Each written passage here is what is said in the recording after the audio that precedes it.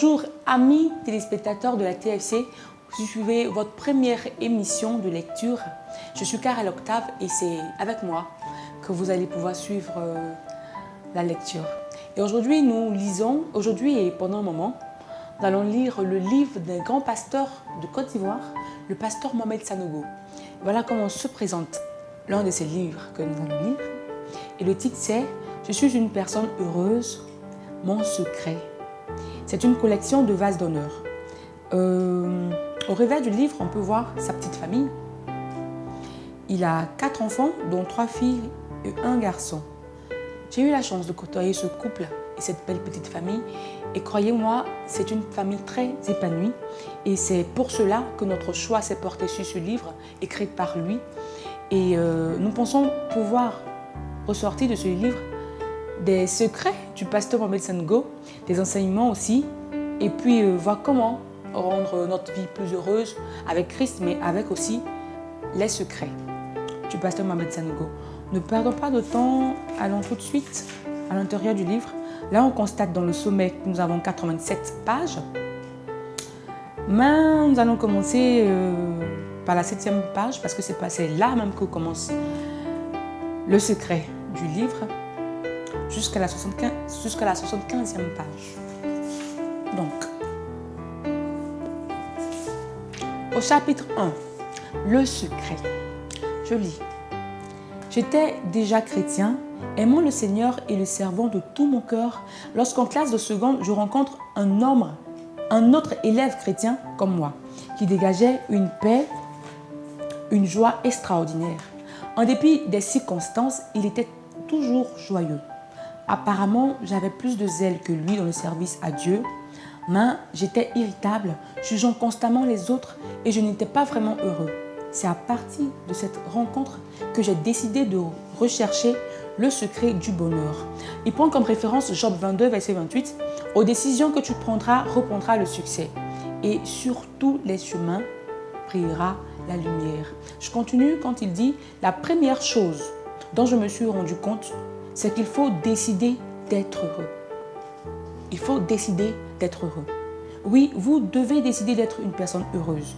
Il est évident que tant que votre joie sera fonction des circonstances et des événements, vous ne pourrez pas être une personne heureuse.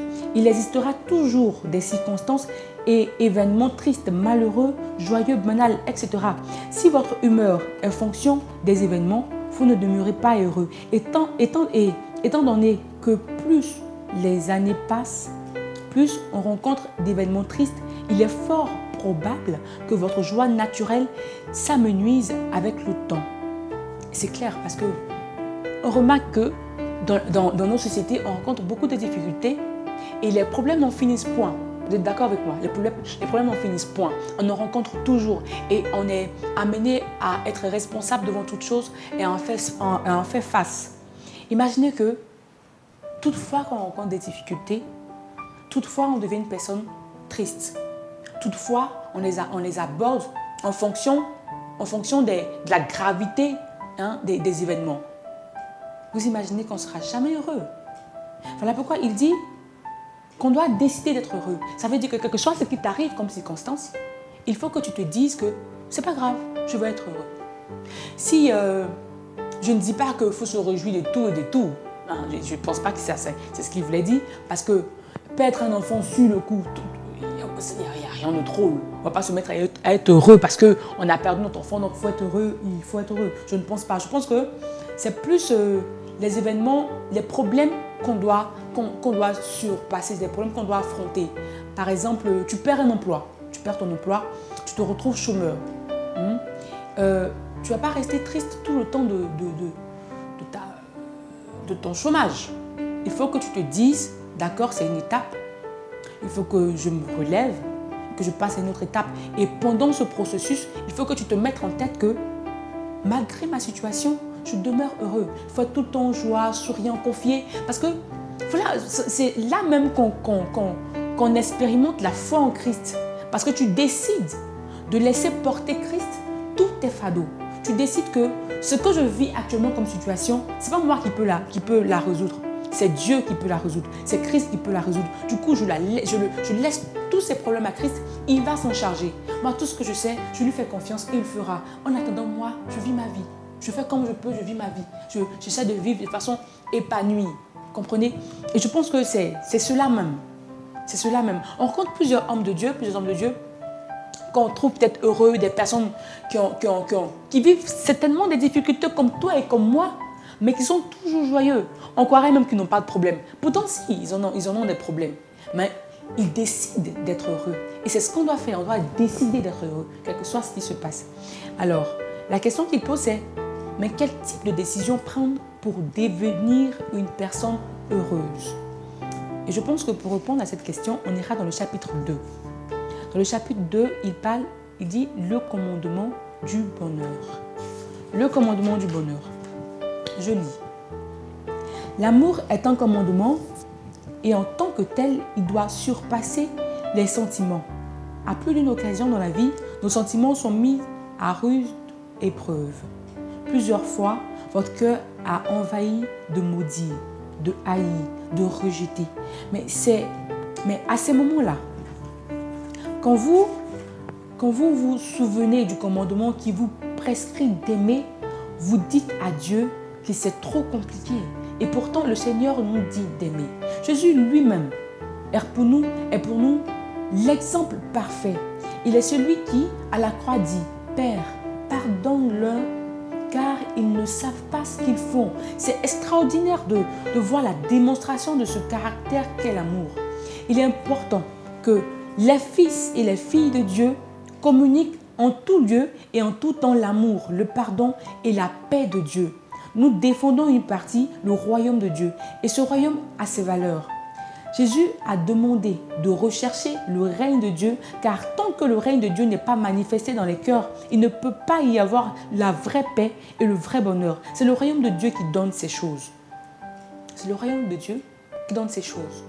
Le royaume de Dieu qui donne ces choses. Ça veut dire que quand on se dit enfant de Dieu, quand on se dit fille et fils de Dieu, il est important qu'on communique l'amour. C'est ce qui nous différencie très souvent de nous, ce qui nous différencie des hommes du monde. Parce que si notre amour est conditionné, si notre amour est limité, qu'est-ce qui fait la différence? Qu'est-ce qui fait la différence entre nous et un homme de l'extérieur? Qu'est-ce qui fait la différence entre les enfants de Dieu et les créatures de Dieu? Voilà pourquoi, en tant qu'enfant de Dieu, il faut communiquer l'amour. Il est très important. Quelles que soient les difficultés qu'Israël rencontrait, les apôtres exhortaient sans cesse l'Église à prier pour les autorités malgré la persécution. Peut-on aisément imaginer Pierre et Paul poursuivis et harcelés, mais qui étaient néanmoins capables d'écrire ces paroles? Ils ont été capables de dépasser leur douleur émotionnelle et sentimentale.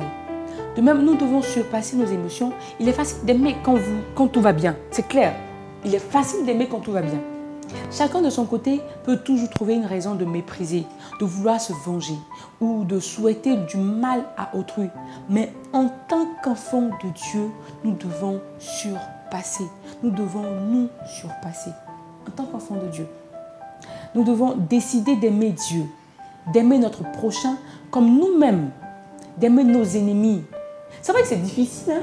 C'est quand même difficile d'aimer nos ennemis. De savoir qu'il y a quelqu'un là qui souhaite ta mort, quelqu'un là qui fait tout ce qu'il peut pour te faire du mal et que toi tu es censé l'aimer. C'est quand même difficile. Moi je pense que pas la prière. Hein? Et quand on pense un peu à l'amour que Dieu même porte pour nous, malgré tout ce qu'on fait sur terre, malgré qu'on ne suive même pas ses prescriptions, malgré qu'on ne le défende pas en tout le temps, la mission même pour laquelle il nous a mis sur terre, on ne la fait pas tout le temps, on est d'accord. Et imaginez que Dieu décide de nous punir pour toute chose. J'imagine le calvaire qu'on allait vivre sur terre. Mais il nous pardonne, il nous aime malgré tout. Il nous aime malgré tout. Je pense qu'on doit puiser de là, pour avoir cette force-là d'aimer quand même nos ennemis. On doit puiser de là. Se dire qu'en priant pour lui, en priant pour celui qui ne m'aime pas, il va finir par m'aimer. En lui montrant, en ne donnant que de l'amour, en donnant de l'amour, en donnant de l'amour à celui qui te fait du mal, puis le moment va se dire, mais attends, elle a un problème celle-là, ou bien il a un problème celui-là. Comment il peut continuer de m'aimer pendant que je lui fais du mal? Et je pense que l'amour que vous allez lui porter va avoir un impact sur lui-même, va avoir une influence sur lui-même sa vie. Et finalement, je pense qu'il va changer. Parce que faire du mal à celui qui te fait du mal ne résout absolument rien. Au contraire, tu lui montres que tu es comme lui. Tu lui montres que tu es du même côté que lui. Et tu ne glorifies pas le nom de Dieu. Au contraire, tu salis le nom de Dieu, salis le nom de notre Père. Il faut que tu lui portes l'amour pour qu'il sache que l'amour, c'est le plus beau cadeau qu'on peut offrir à quelqu'un. Le plus beau cadeau qu'on peut offrir à quelqu'un. Imaginez qu'on s'aime tous. Il n'y aura plus de guerre. Il n'y aura plus de vol. Il n'y aura plus de meurtre. Il n'y aura plus tout ça. C'est le mal qui envoie tout ça. Donc si on fait l'effort, imaginez combien de personnes sont chrétiens dans ce monde-là. Vous imaginez un peu le nombre de chrétiens. Si tous les chrétiens se mettent à aimer, il y aura une bataille entre l'amour et le mal. Il y aura vraiment une bataille. Mais je pense que Dieu est souverain. Je pense que Dieu est le plus fort. Et s'il nous demande d'aimer, c'est parce qu'il sait que l'amour domine forcément le mal. Quel que soit le temps que ça prendra, on finira par les dominer. Donc vraiment, il faut qu'on puisse prôner l'amour en toutes choses en tant qu'enfant de Dieu. Alors, voilà. Nous devons décider d'aimer notre prochain comme nous-mêmes, d'aimer nos ennemis. C'est seulement au milieu de l'adversité que nous réalisons la puissance de ces versets. Si les enfants de Dieu ne communiquent pas l'amour, si nous n'apprenons pas le pardon, si nous n'emmenons pas cette lumière de Dieu, il sera difficile de réconcilier les cœurs des hommes à Dieu. C'est clair. Parce que tu évangélises quelqu'un que tu trouves dans le monde et que toi-même qui évangélises, tu ne lui montres même pas qu'il y a de l'amour en Christ. Comment tu veux que cette personne devienne chrétien? Qu'est-ce que tu lui apportes que l'extérieur ne lui apporte pas? C'est ça. Dieu nous regarde au moment de l'adversité. Nous proclamons notre bonté et notre fidélité et il attend notre réaction dans l'épreuve. Serez-vous en mesure de pardonner à votre bourreau d'hier? D'un côté, vous regardez vos sentiments et de l'autre, vous voyez la parole de Dieu. De laquelle de ces deux sources émanera votre réaction? Il faut que je reprenne cette partie. D'un côté, vous regardez vos sentiments et de l'autre, vous regardez la parole de Dieu. Vous regardez vos sentiments et vous regardez la parole de Dieu. Il y a un choix à faire. Et sachez que dans chaque prise de décision, dans chaque choix que nous faisons, il y a toujours le bien et le mal. Ce n'est pas lorsque c'est dit comme ça, bien, le mal, que c'est fait entre ces deux-là, mais c'est fait.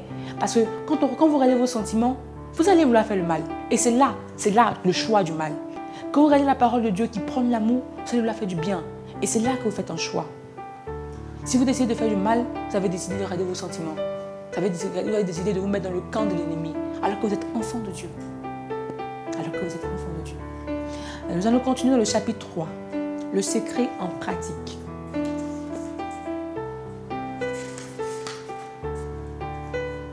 Je lis. La première est l'histoire d'un homme qui marchait dans la rue et qui se fit agresser par un voleur. Le brigand le bouscula, lui prit ses biens puis s'enfuit. L'homme se leva et appela le voleur. Celui-ci s'étant arrêté plus loin lui demanda ce qu'il voulait. Il lui dit: j'ai encore un peu d'argent dans ma... J'ai même pas encore fini de lire, ça me fait sourire. J'ai encore un peu d'argent dans cette poche. Je crois que si vous m'avez pris de l'argent, c'est que vous êtes dans le besoin et je peux encore vous aider. Ah, cet homme, il est extraordinaire. Parce que voilà que vous avez votre argent sur vous, vous avez fait tout un programme avec. On sait, on vit tous, on marche selon des programmes. Vous avez fait un programme avec, et tout, un planning et tout. Et quelqu'un vient, vous les voler. J'imagine peut-être même la brutalité. J'imagine peut-être la brutalité avec laquelle il a pris. Pause.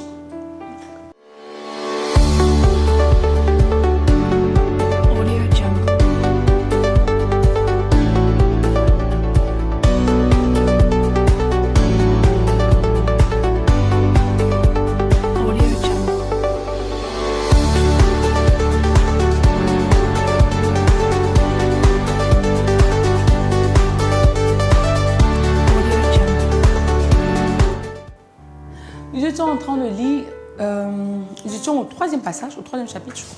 C'est ça, hein? Oui, au 3e chapitre, le secret en pratique.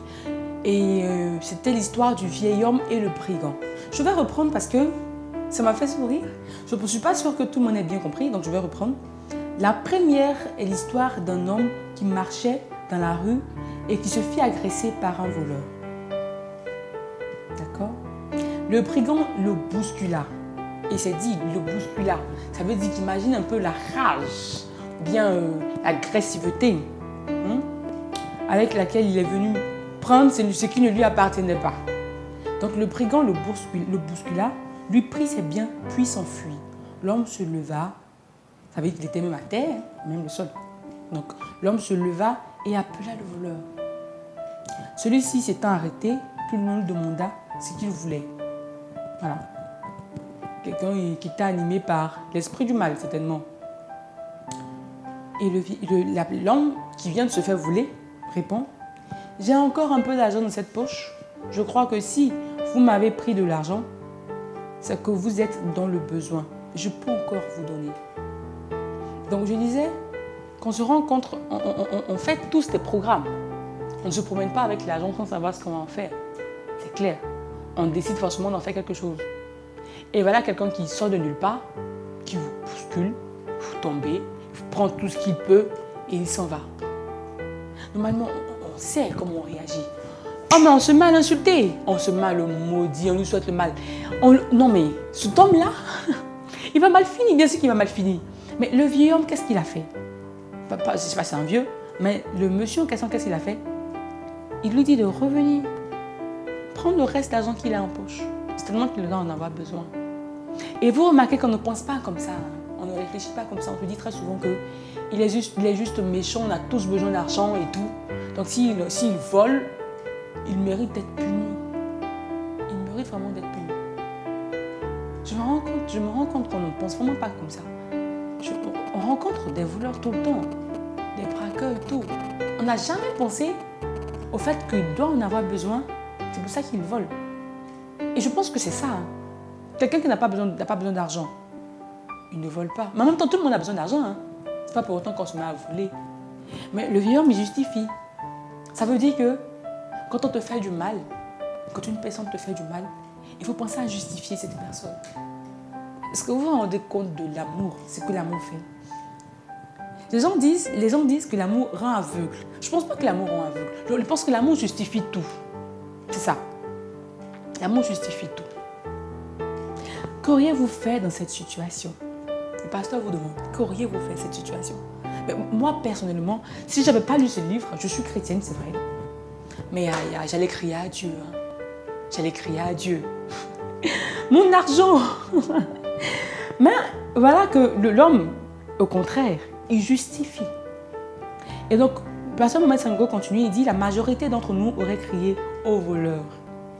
Mais cet homme regarda le voleur et fut rempli de compassion. Il n'a pas considéré ce qu'il était en train de perdre, mais plutôt ce que ce jeune homme crée à l'image de Dieu. Ce que ce jeune homme créé à l'image de Dieu avait perdu dans la vie pour en arriver là. Ce que ce jeune homme créé à l'image de Dieu avait perdu dans la vie pour en arriver là. Parce qu'il s'est dit que, étant conscient que tout le monde a toujours besoin de quelque chose, s'il y a des personnes qui se permettent de voler cette personne, d'être méchants avec cette personne, cela se justifie parce qu'ils ont pu endurer au cours de leur résistance ou dans le passé. Et il ne sait même pas ce qu'il a pu endurer, mais il préfère se dire que c'est forcément ça. Donc, ce que je disais tantôt, il le justifie. Il est pris de compassion, il a de la peine pour cette personne. Au lieu de penser à son argent qu'il vient de perdre, il a la peine pour le voleur. L'amour, c'est fou. Hein. Il n'y a rien de plus beau que l'amour. Et lorsqu'il ressentit cela, il réalisa que l'argent perdu n'était rien en face d'une vie perdue. Parce que c'est vrai, mine de rien, sa vie était quand même gâchée. Devenu voleur, ça va une vie gâchée. Hein? C'est ça. Ce jeune homme avait perdu l'essence même de la vie que Dieu lui avait donnée. Il s'était vautré dans le péché et la débauche. Lui venait juste d'être bousculé. Peut-être avait-il été un peu blessé. Mais qu'est-ce que cela pouvait représenter devant ce jeune homme qui risquait de passer l'éternité en enfer? Il voulut l'aider. À la fin de l'histoire, le jeune homme revint vers le vieil homme. Il reçut une Bible et rencontra le Seigneur. Voilà une autre façon d'évangéliser. Il lui a donné de l'amour, de la compassion. Il a pu l'emmener à Christ. C'est pas seulement parler de Dieu. Il faut aussi que notre comportement démontre notre vie en Christ. Et c'est par l'amour, je pense. Pasteur Maman Sanogo le dit, c'est par l'amour. Une deuxième histoire, la veuve et le criminel. La deuxième histoire qui m'a le plus marqué est celle d'une dame mariée depuis environ une semaine et qui faisait des courses avec son mari. Un gang armé attaqua le magasin et son mari reçut une balle mortelle. Les voleurs n'étant pas masqués, elle put voir le visage du meurtrier. Elle porta son deuil et appliqua certains principes pour vaincre l'amertume que nous évoquerons ultérieurement. Plusieurs années s'écoulaient et un jour, il y eut un braquage dans son quartier. Les policiers arrivaient et lors d'un échange de coups de feu, plusieurs braqueurs furent blessés, dont l'assassin de son mari. Ce dernier s'enfuit et cherchant où se réfugier, entra dans la cour extérieure de cette dame. Il frappa à la porte. Ah, j'en ai la chair de poule. Il frappa à la porte. Elle ouvrit et le reconnut. Elle le laissa entrer et le garda afin de le soigner. Est-ce que vous vous rendez compte? Une femme vient à peine de se marier, il n'y a seulement qu'une semaine. Elle n'a même pas encore profité de sa lune de miel. Elle est encore dans... Oh, c'est fou. Elle est encore dans cette joie-là du mariage. Elle n'a même pas encore rencontré les difficultés. J'imagine tout l'amour qu'elle pouvait ressentir pour son mari. La joie qu'elle avait d'être une femme mariée. Et dans une course, des personnes viennent braquer le magasin. Et on tue son mari. Elle reconnaît le visage du braqueur. Elle surmonte, elle fait ce qu'elle peut pour surmonter cette étape-là. Et un jour, la même bande de braqueurs vont braquer un autre coin. Et finalement, le meurtrier de son mari reçoit une balle. Et c'est chez elle qu'il va se réfugier. La femme de l'eux n'appelle même pas la police sur le coup pour le remettre entre leurs mains. Elle, non seulement, mais c'est fou, non seulement elle accueille chez elle, mais elle le soigne. Peut-être que, je sais pas, peut-être qu'elle compte se venger plus tard, mais franchement, c'est fou. On va continuer pour voir la suite de l'histoire. Peu après son rétablissement, il la remercia de tout cœur pour sa bonté et tout ce qu'elle avait fait pour lui. Quand il voulut prendre congé d'elle, elle lui demanda s'il la reconnaissait. Il lui répondit par la négative et elle lui raconta toute l'histoire. Elle continua en lui disant qu'elle avait gardé chez elle simplement pour lui dire qu'elle l'aimait et qu'elle lui avait pardonné. Mettez-vous à la place de cet homme. Non, mais déjà, je le mets à la place de la femme. C'est pas possible. Bon, déjà, on nous enseigne que quand il y a quelque chose de mauvais, il faut blâmer. Quand une personne vole, une personne tue, cela est puni par la loi. Donc, il faut le remettre dans les mains des autorités. Moi, je l'aurais fait. Mais peut-être même vous l'aurez fait. La femme l'a prise chez elle. Elle l'a soigné. Et quand il a été rétabli, elle lui a dit qu'elle l'aimait et qu'elle lui avait pardonné. Il ne sait même pas... On se rend compte de combien de fois on n'a pas l'amour en nous quand on lit certaines histoires comme ça. Combien de fois on n'a pas l'amour en nous parce que on justifie qu'on frappe les voleurs. On justifie qu'on mette les personnes en prison. On justifie que toute personne soit châtiée pour tout le mal qu'elle fait. mais on ne se met pas à la place de cette personne, on ne justifie pas cette personne, on ne sait pas donner l'amour sans même attendre que la personne nous en demande. Après une telle expérience, pouvait-il continuer à vivre le même genre de vie? Cet homme pleura, se repentit et devint plus tard serviteur de Dieu. Oh Seigneur, je prie que Dieu nous donne cet amour-là. Cet amour qui justifie tout, qui pardonne tout. Cet amour qu'on porte aux gens sans même qu'on ne nous demande. Je pense qu'on va s'arrêter là aujourd'hui. Il se fait un peu tard, hein. On va chercher à dormir. On va reprendre le livre demain, à la même heure. Je suis Carole Octave. J'ai été vraiment ravie d'être avec vous en cette soirée. Je vous souhaite de passer une très très bonne nuit. Que Dieu vous garde et à demain.